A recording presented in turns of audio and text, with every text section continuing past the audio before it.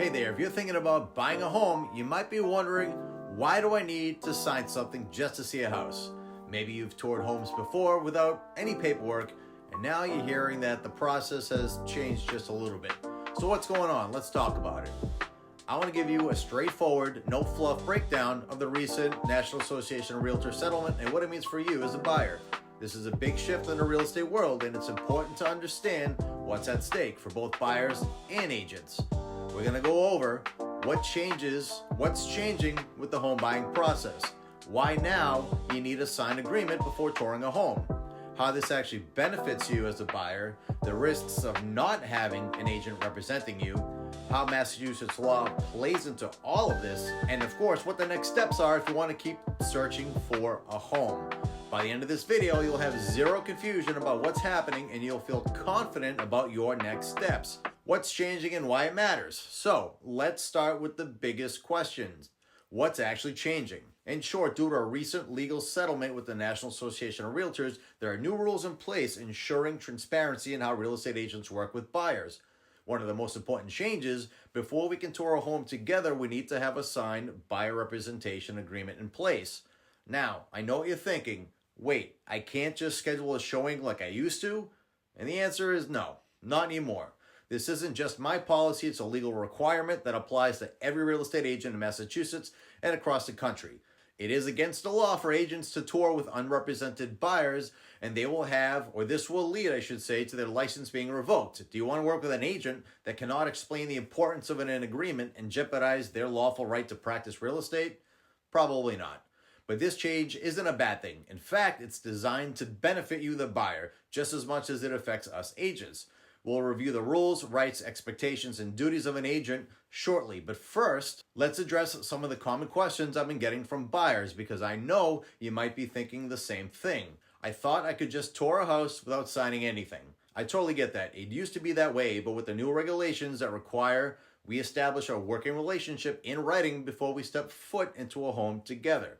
This isn't about making things harder, it's about clarity and protection. Without a signed agreement, I legally cannot represent you, negotiate for you, or provide the level of guidance that you deserve. You also might say, I'm not ready to make a commitment just yet, and that's completely understandable. But here's the thing, signing a buyer agreement doesn't mean you're locked into buying a home right now. It simply means that when you're ready, you have a professional in your corner working for you. Think of it like hiring a financial planner, an attorney, or even a contractor. You always want clear terms in place before moving forward, right? This is exactly the same idea. I'm just looking on behalf of a family member. I hear that, but the same rules still apply even if you're just scouting properties for someone else. The law requires that we have a signed agreement before I could show you any homes. This ensures that everything is above board and that all parties are clear on the professional relationship before moving forward. Now, let's talk about why having a buyer representation agreement is actually a good thing for you, not just another piece of paperwork. Number one, you'll get full representation. Without a signed agreement, I legally cannot advise you, negotiate on your behalf, or give you insight into the market. With an agreement, I'm fully in your corner, making sure you get the best deal possible. Number two, transparency on commissions. This also creates clarity on how I'm compensated. In the past, there was confusion about how buyer agents were actually paid. Now, everything is completely upfront, so you know exactly what's happening from the very start. Number three, avoiding risks. If you tour a home without an agent representation, you could end up working directly with the seller's agent. And guess what? Their job is to get the highest price for their seller, not to help you get the best deal. Without a buyer's agent, you're at serious disadvantage. What's at stake for agents and buyers? For agents, this is a major shift. We can no longer just show homes without an agreement, and that means we're adapting how we serve our clients. Now for the buyers, the biggest risk is going into the process without professional representation.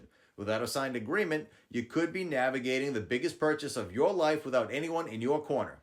That's why this change isn't just about rules. It's about making sure buyers are making informed decisions with the right support in place.